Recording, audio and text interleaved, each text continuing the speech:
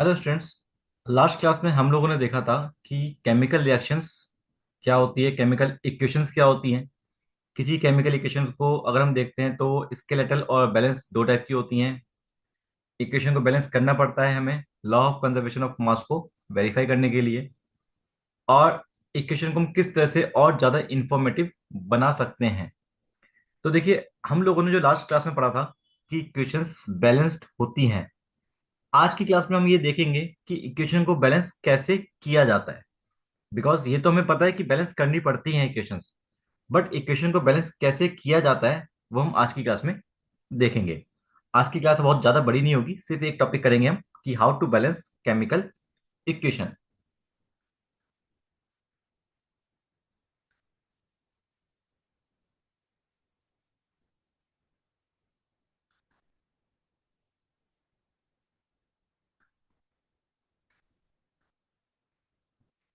अब देखिए, chemical equation को बैलेंस करने के लिए सबसे बेस्ट मेथड जो होता है वो होता है hit and trial method.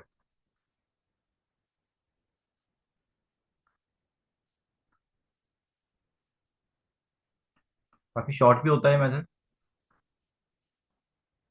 Short है, इजी है, लेकिन एक लिमिट तक इजी है। कुछ टफ इक्वेशंस जो होती हैं हमारी, वो बच्चे इस मेथड से सॉल्व नहीं कर पाते, बैलेंस नहीं कर पाते, तो उनके लिए एक दूसरा मेथड भी है जो जनरली किसी बुक वगैरह का नहीं है, वो खुद ही बनाया गया है। ठीक है, तो उसको मैं नाम देता हूँ algebraic method.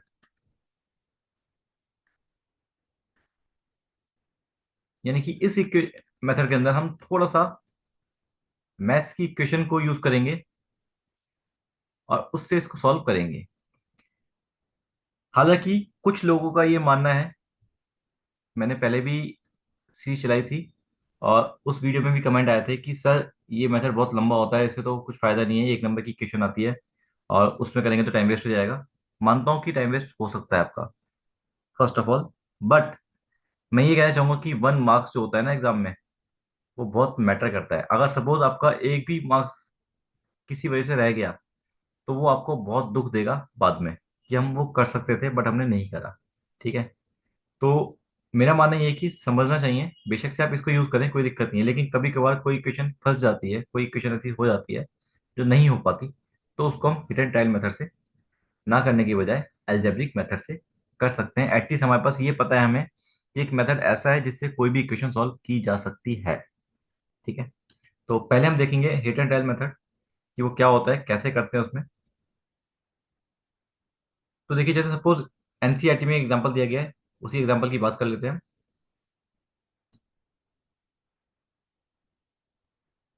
Fe plus H2O goes to Fe3O4 plus H2। ठीक है, ये इक्वेशन दी गई है आपको और इस इक्वेशन को बैलेंस करना है। तो देखिए, आपको बैलेंस करने के लिए कुछ रूल्स फॉलो करने पड़ते हैं।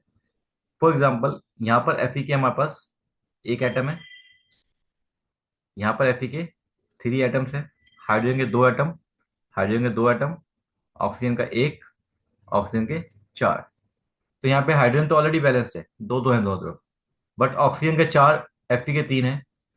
तो आप ऐसा नहीं करेंगे कि यहाँ पे हमने लगा दिया ऑक्सीजन, यहाँ पे 4 लिख दिया और यहाँ पे 3 आ रहा है तो यहाँ पे Fe3 लिख दिया। ये चीज गलत हो जाएगी। हम इसको किस तरह से कर सकते हैं कि अगर हमारे पास इक्वेशन है Fe प्लस H2O,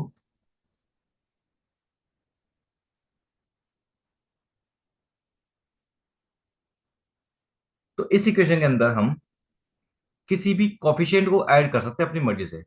यहाँ कुछ लिख सकते हैं, यहाँ भी कुछ लिख सकते हैं, इसके आगे लगा सकते हैं, इसके आगे लगा सकते हैं। कॉफिशिएंट का मतलब कि इसके स्टार्टिंग में लिख सकते हैं और जो भी नंबर हम लिखेंगे उस नंबर का मतलब होगा कि उस नंबर से इन सभी एटम्स की मल्टीप्लाई हो रही है। फॉर एग्जाम्पल, यहाँ पे हमने कोई भी नंबर लिखा 2, तो दैट मीन्स Fe के 2 एटम हो गए। अगर यहाँ पे 2 लिख दें हम, ठीक है, तो इसका मतलब होगा कि हाइड्रोजन के हो गए 4 एटम्स और ऑक्सीजन के हो गए 2 एटम्स, यानी कि इसकी मल्टीप्लाई इससे भी होगी और इससे भी इसकी मल्टीप्लाई होगी। तो इस कॉफिशिएंट का मतलब होता है कि ये कॉफिशिएंट इन सभी नंबर एटम्स को मल्टीप्लाई कर देगा। ठीक है,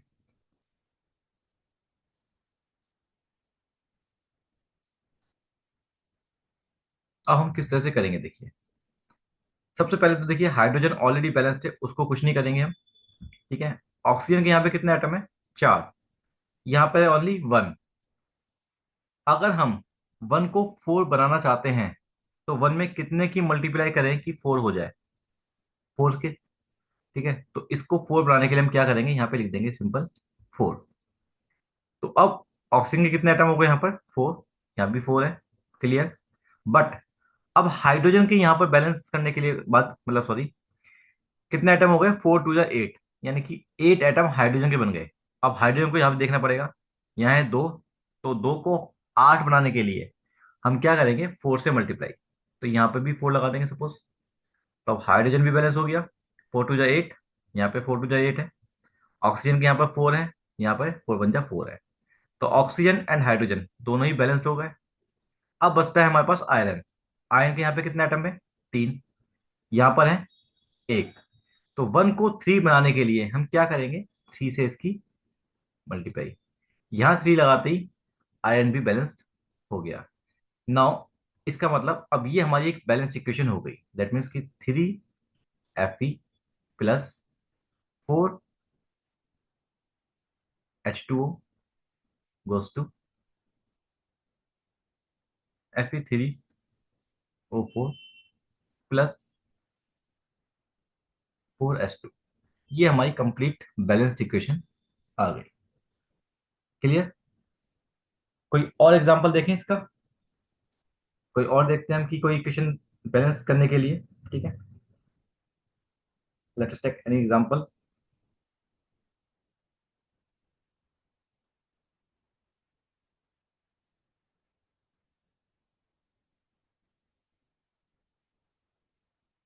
अब सपोज एक छोटा सा एग्जांपल देते हैं हम, दूसरा कोई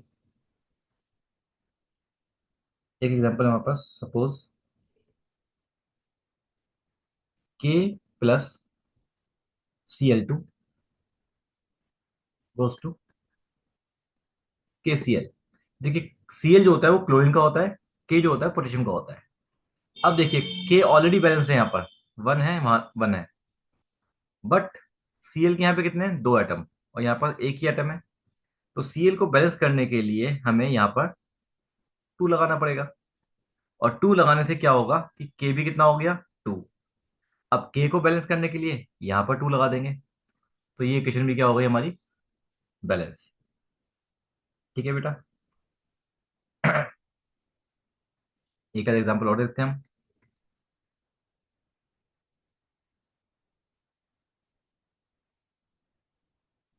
थोड़ा सिंपल एग्जांपल देखते हैं और।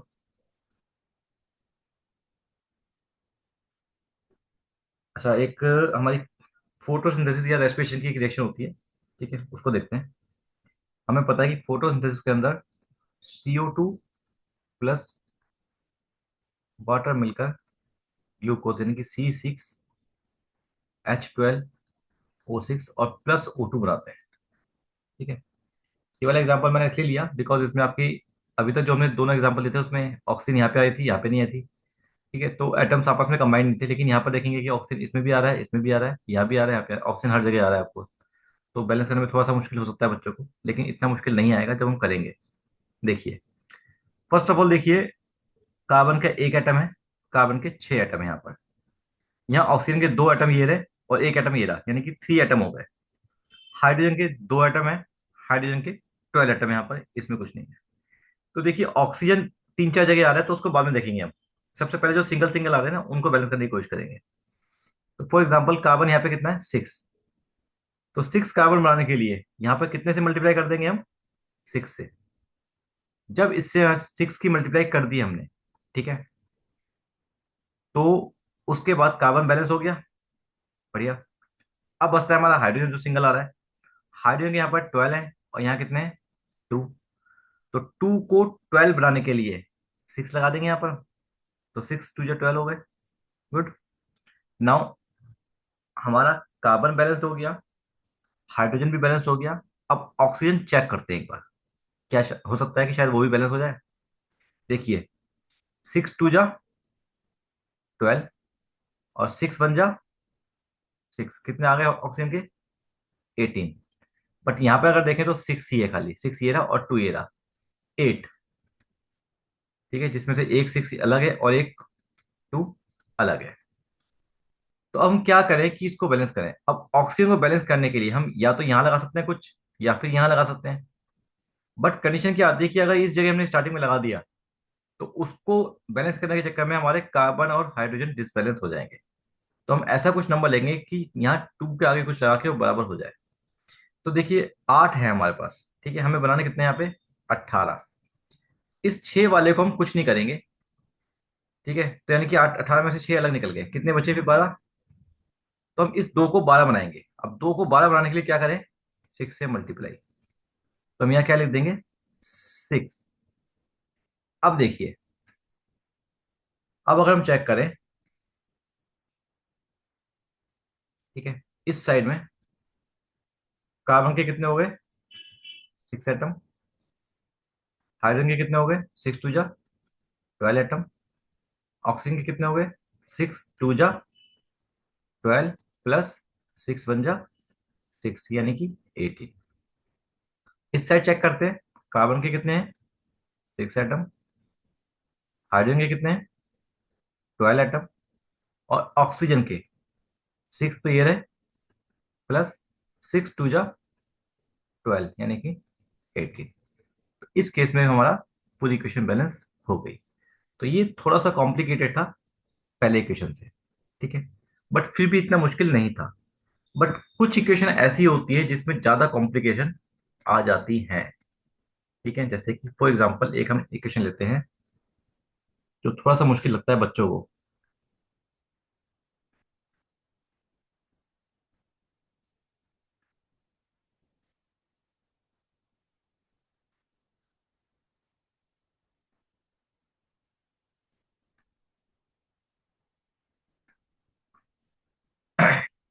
अब इस इक्वेशन में क्या है ना, कि ऑक्सीजन हर जगह आ रहा है, यहाँ पे एक ही जगह है। तो जब बैलेंस करते हैं ना, तो एक चीज को बैलेंस करते हैं, दूसरी चीज गड़बड़ हो जाती है, ठीक है, जनरली। तो इस इक्वेशन को मैं आपको बताऊंगा अब एल्जेब्रिक मेथड से। एल्जेब्रिक मेथड क्या होता है, किस तरह से करेंगे, उसको देखते हैं हम। एल्जेब्रिक मेथड के अंदर हम क्या करते हैं कि हर किसी के कोएफिशिएंट को कुछ मान लेंगे। लेट यहाँ पे ले लेते हैं हम ए, यहाँ मान लेते हैं बी, यहाँ मान लेते हैं सी, और यहाँ मान लेते हैं डी। ठीक है बेटा।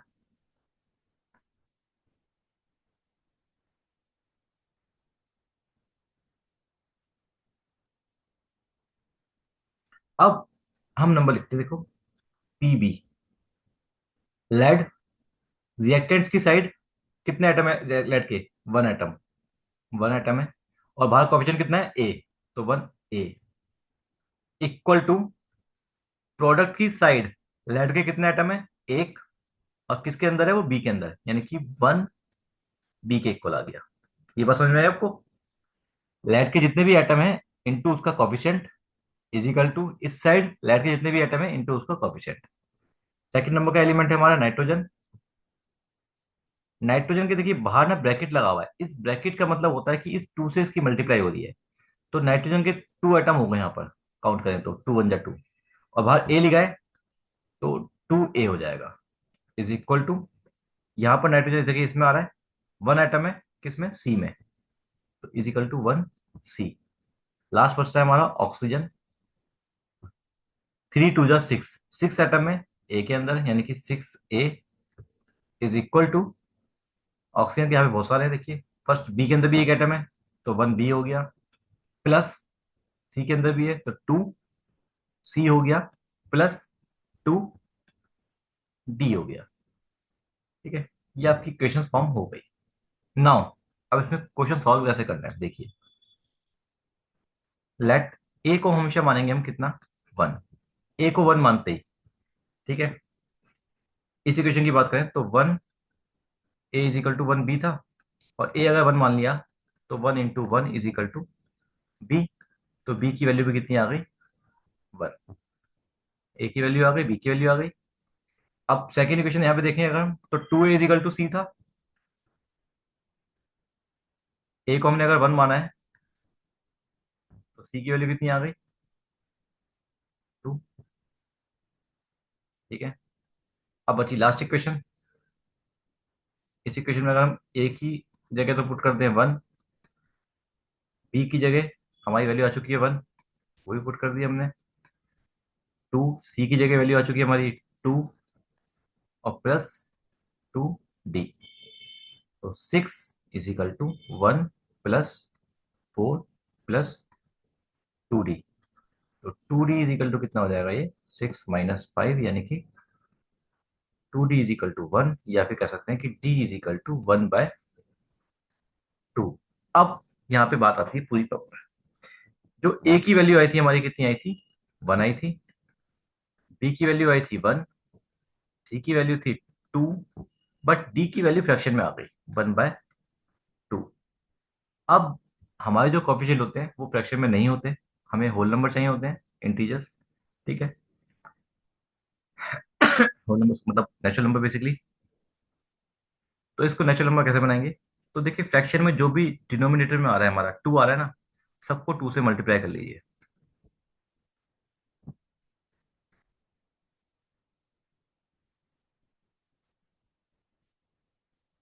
ये मल्टीप्लाई करके आ गया 2।